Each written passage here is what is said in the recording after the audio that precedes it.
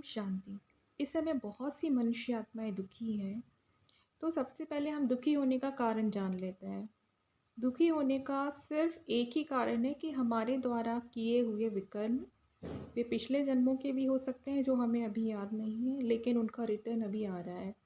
तो हम किसी भी दूसरे व्यक्ति को जिम्मेदार ना ठहराएं, क्योंकि कोई दूसरा व्यक्ति हमें दुखी नहीं कर रहा है, लेकिन हमने जो विकर्म किए हुए हैं पहले, पिछले जन्म में या इस जन्म में, उनका जो रिटर्न है वो हमारे पास आ रहा है। तो जिम्मेदार हम स्वयं हैं। तो यदि हमें अपने दुख दूर करने हैं तो हमें ही उसके लिए कुछ करना होगा, ना कि किसी दूसरे को चेंज होना है। हमारा ही रिटर्न है, तो बदलना भी हमें ही है।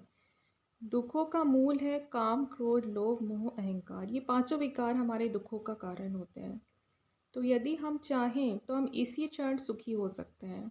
यदि हम इन पांचों विकारों का त्याग अभी इसी क्षण कर देंगे तो हमारे समस्त दुख इसी क्षण समाप्त हो जाएंगे और हम इसी समय आनंद का अनुभव कर सकते हैं। तो इसलिए ज़रूरत है तो अपने विकारों को ख़त्म करने के लिए, अपनी इच्छाओं को समाप्त करने के लिए, हमने ये जो इतनी असीमित इच्छाएं पाल रखी हैं, ये दुखों का बहुत बड़ा कारण है। इसलिए सबसे पहले तो अपनी इच्छाओं को समाप्त कर दें, क्योंकि हमें मिला तो हमारे ही भाग्य के अनुसार है ना। हमें भाग्य से ज़्यादा नहीं मिलता है। हमने जितने अच्छे कर्म किए हैं हमें उतना ही फल मिलेगा। जितनी पढ़ाई हम करेंगे उतने ही मार्क्स हमारे आएंगे। ऐसा तो नहीं कि 2 क्वेश्चन पढ़ें और हम टॉप कर लें क्लास में। तो इसीलिए आज हमारे पास जितना धन है, जितनी सुख सुविधाएं हैं, वे हमारे किए हुए अच्छे कर्मों का फल हैं। और यदि हमने बहुत बुरे कर्म किए हैं तो हमारे पास इन सुविधाओं का अभाव होगा। तो यदि अब हम अपने जीवन को अच्छा बनाना चाहते हैं तो जो विकर्म है उन्हें विनाश करना होगा। तो इसके लिए हमें परमात्मा से योग लगाना अति आवश्यक है, क्योंकि हमारे विकर्मों को विनाश करने का सिर्फ यही एक उपाय है जिससे विकर्म जल के भस्म हो सकते हैं।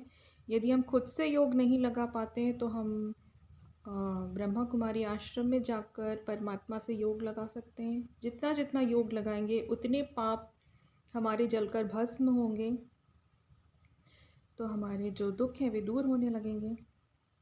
और यदि हम सुखी बनना चाहते हैं तो आज से ही फिर हम अच्छे कर्मों का खाता बढ़ा दें और हम किसी से भी बदला लेने की भावना ना रखें, क्योंकि ये सारे दुर्गुण हैं। यदि हम दूसरों से बदला लेना चाहते हैं तो हम जीवन में कभी भी सुखी नहीं बन सकते हैं। और हमारे साथ जिसने जितना भी बुरा किया है, सबसे पहले तो हम सभी को माफ़ कर दें। दिल से हम उन सभी आत्माओं को माफ़ कर दें, तो भी हमें बहुत शांति का अनुभव होगा। वास्तव में किसी का दोष है भी नहीं, वे तो सिर्फ हमारा रिटर्न लौटा रहे थे। मान लीजिए हमने किसी को 100 रुपये दे दिए हैं, अब हम भूल गए हैं, तो वह व्यक्ति तो हमारे उधारी लौटाने आएगा ना। और यदि हमने वही उसे 100 रुपये नहीं, 100 रुपये का दुख दिया है, तो वो दुख भी तो लौटाने आएगा ही। फिर हम सोचते हैं कि वह हमें दुख दे रहा है, वास्तव में वह दुख नहीं दे रहा है, वह तो सिर्फ हमारे किया हुआ लौटा रहा है। तो इसीलिए जिम्मेदार हम स्वयं हैं।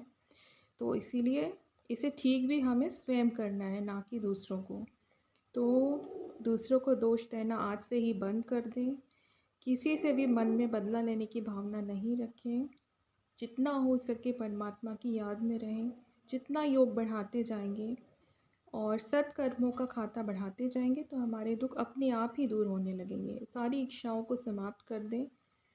हमारे पास जितना भी हमारे पास धन है, सुख सुविधाएं, वे हमारे ही भाग्य का फल है। हम उसमें ही सेटिस्फाई रहना सीखें, असीमित इच्छाएं ना पालें।